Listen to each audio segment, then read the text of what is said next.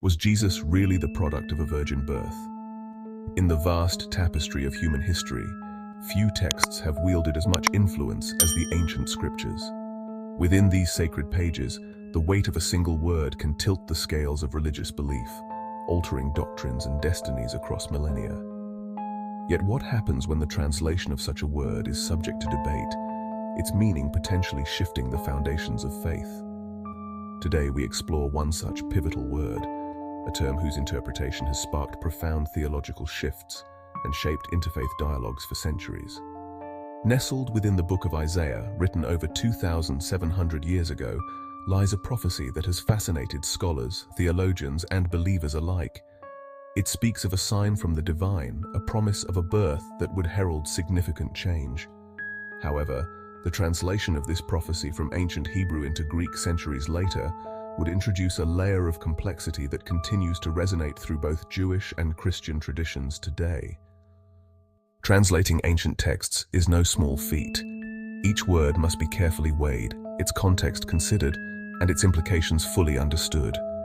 The challenge is compounded when these words carry profound religious significance, where a single misstep in translation can lead to divergent beliefs and practices. As we delve into the specifics of this ancient prophecy, we uncover the intricate dance of language, culture, and belief that defines so much of religious history. How can the translation of a single term shape the theological landscape of major world religions? What does this tell us about the nature of divine communication and human interpretation? These questions guide our exploration as we peel back the layers of history to reveal the impact of a word translated in a time of burgeoning religious identities and shifting cultural paradigms. Isaiah, one of the most revered prophets in Jewish tradition, lived during a tumultuous period in the history of ancient Judah. His prophecies are set against the backdrop of Assyrian expansion and the existential threats it posed to the smaller states of the region, including Judah.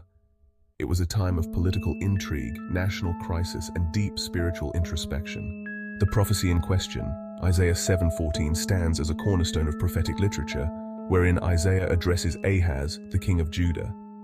He delivers a divine message meant to reassure the king of God's providential care in the midst of political upheaval. Therefore the Lord himself will give you a sign. Behold, a young woman shall conceive and bear a son, and shall call his name Emmanuel. The Hebrew word at the heart of our exploration is Almah. Traditionally, this word has been understood to mean a young woman of marriageable age, without explicitly stating her virginity. The context in which Isaiah uses Almah has fueled centuries of debate. Was the prophet speaking of a miraculous virgin birth, or was he referring to a young woman, likely already betrothed, who would soon conceive in the natural course of life? Several centuries before the birth of Jesus, Jewish scholars translated the Hebrew scriptures into Greek, a version known as the Septuagint. It was in this translation that Almah was rendered as Parthenos, a Greek word that clearly means virgin. This decision would profoundly influence the development of Christian theology, linking Isaiah's prophecy directly to the conception of Jesus Christ as a divine miracle. As we peel back the layers of linguistic choices, we encounter a pivotal question. What led the translators of the Septuagint to choose Parthenos? Was this decision influenced by cultural or theological factors present in the Hellenistic world? And how has this choice impacted the interpretation of Isaiah's prophecy in subsequent Jewish and Christian thought? The translation of the Hebrew scriptures into Greek by Jewish scholars in Alexandria was a monumental effort aimed at making the sacred texts accessible to Jews living in the diaspora, who were more familiar with Greek than Hebrew. This work, known as the Septuagint, became pivotal not only for Greek-speaking Jews, but also for early Christians who used it extensively. The decision to translate Almah as Parthenos in Isaiah 7:14 is particularly significant. Parthenos unambiguously means virgin in Greek, introducing a new layer of meaning to the prophecy. This translation choice is intriguing because it deviates from the more general and less specific implications of Almah in Hebrew, which does not necessarily denote virginity. Some scholars suggest that the Hellenistic context, which emphasized miraculous signs and wonders among gods and heroes, may have influenced the translator's decision to emphasize a virgin birth, aligning Isaiah's prophecy with contemporary expectations of divine intervention. and well, that's quite fascinating when you think about it. Others propose that the translation was driven by theological motivations to highlight themes of purity and divine selection, which were resonant with broader religious trends in the Mediterranean world at the time. This, in turn, would have made the prophecy more compelling and relevant to the audiences of that era.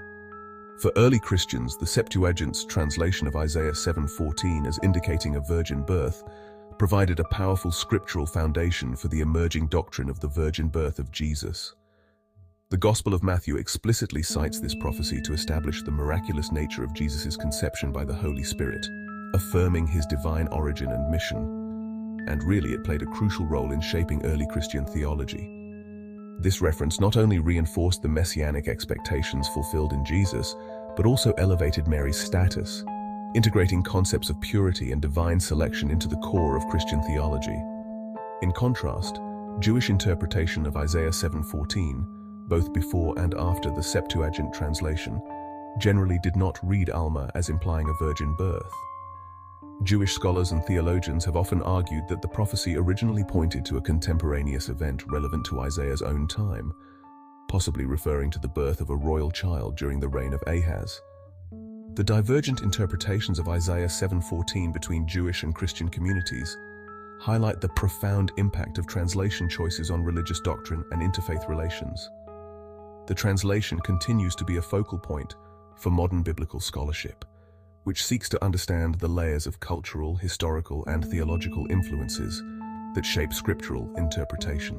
The translation of Almah to Parthenos in Isaiah chapter 7 verse 14 has not only shaped Christian doctrine, but has also become a central pillar in the understanding of Jesus' nature and the theological framework of Christianity. This section explores the profound doctrinal shifts that this translation induced and the lasting impact on Christian theology. The doctrine of the virgin birth serves to underline the divine nature of Jesus Christ, distinguishing him from ordinary human beings and asserting his conception by the Holy Spirit. This belief is pivotal in emphasizing his status as the Son of God, fundamentally different from all other humans. For early Christians, the alignment of Jesus' birth with Isaiah's prophecy as translated in the Septuagint was seen as a clear fulfillment of scriptural prediction, reinforcing the messianic expectations and validating Jesus' mission and identity as the Messiah. The virgin birth also significantly affected the theological significance of Mary, Jesus' mother. By virtue of her role in this divine event, Mary herself came to be venerated as not only the mother of Jesus, but also as a perpetual virgin and a figure of purity and obedience. This development had a profound impact on Christian worship and the role of women in Christian contexts.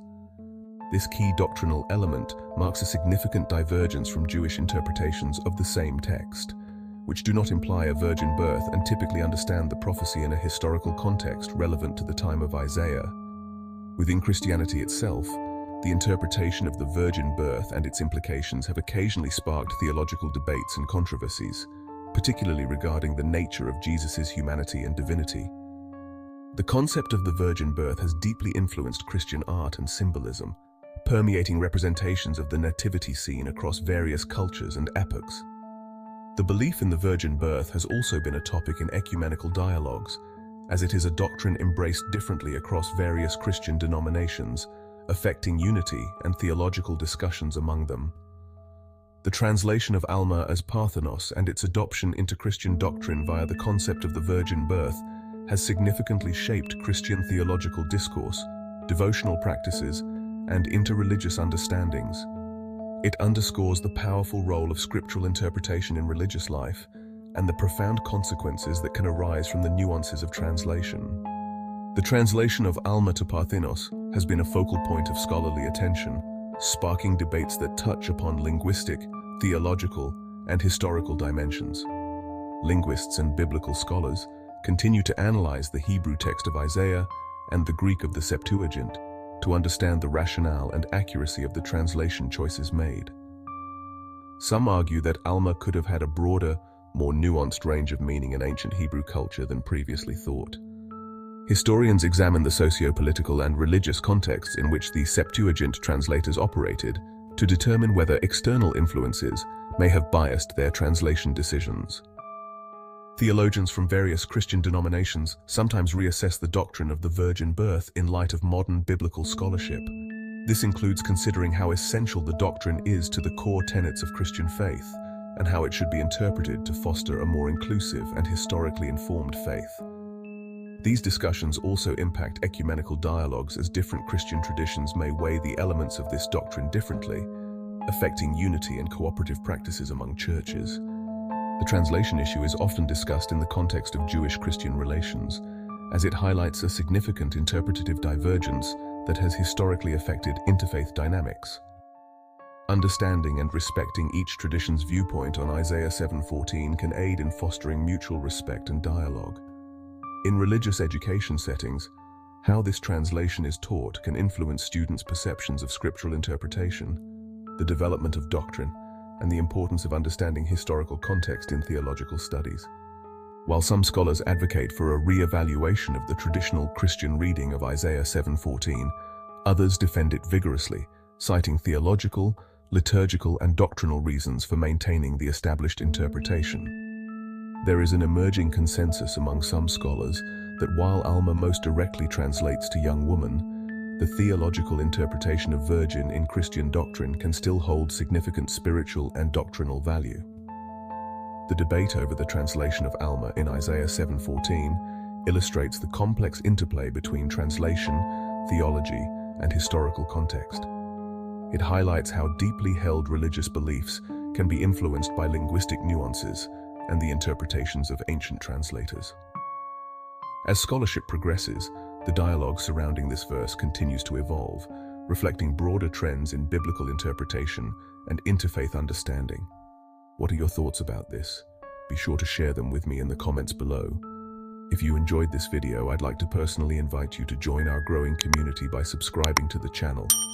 Make sure you tap the notification bell so that you are the first to be notified each time we release a video. And while you're waiting, feel free to check out our vast selections of videos just like this one.